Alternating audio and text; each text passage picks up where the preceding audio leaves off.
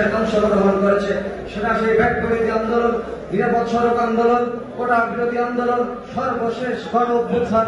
এই আমি বিশ্বাস করি যদি এই জুলাই গণ অভ্যুত্থান সফল হয়েছে একমাত্র বেসরকারি বিশ্ববিদ্যালয় ছাত্রদলের আন্দোলনের কারণে।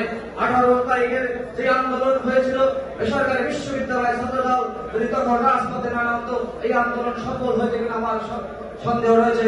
প্রিয় বন্ধুগণ, আপনারা আরো জানেন যদি এই গণ অভ্যুত্থান সফল না হয়তো আমি বিশ্বাস করি এই বেসরকারি বিশ্ববিদ্যালয় ছাত্রদলের কেন্দ্রীয় নেতৃবৃন্দ অত্যন্ত হয়রানির শিকার হতো এবং দেশের এবং একটি বিচারের সম্মুখীন হতো। প্রিয় উপস্থিতি, আর এই বেসরকারি বিশ্ববিদ্যালয় সাংগঠনিক থেকে কাজ করার সুবাদে আপনাদের সাথে আমাদের দীর্ঘ পথ চলা হয়েছে। এই পথ চলায় আমাদের ভুল ত্রুটি হতে পারে, সকলে আমাদেরকে ক্ষমা করে দিবেন এবং আগামীতে যেন আপনাদেরকে সাথে নিয়ে আমরা সুশৃঙ্খল বেসরকারি বিশ্ববিদ্যালয় ছাত্রদল প্রতিষ্ঠিত করতে পারি সেই প্রত্যাশা ব্যক্ত করছি।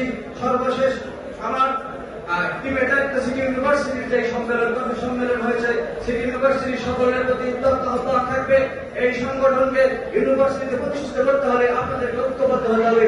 ঐক্যবদ্ধ ছাড়া এই সংগঠন ক্যাম্পাসে কোনোভাবে আপনারা সফলভাবে রান করতে পারবেন না। আপনাদের প্রতি বিনীত বিনোদন, নেতৃত্ব বাছাইয়ের যে প্রক্রিয়া হয়েছে সেই প্রক্রিয়ায় আপনারা যে অংশগ্রহণ করেছেন, যে কোনো নেতৃত্বকে মেনে নিয়ে সেই নেতৃত্বের সাথে কাঁধে কাঁধ মিলিয়ে আগামীতে সিটি ইউনিভার্সিটিতে বেসরকারি বিশ্ববিদ্যালয়ের ছাত্রদলের পতাকা তুলে ধরবেন সেই প্রত্যাশা ব্যক্ত করে আমি আমার সংক্ষিপ্ত বক্তব্য এখানে শেষ করছি। আল্লাহ হাফেজ। বাংলাদেশ জিন্দাবাদ। বাংলাদেশ জাতীয়তাবাদী ছাত্রদল বেসরকারি বিশ্ববিদ্যালয় জিন্দাবাদ।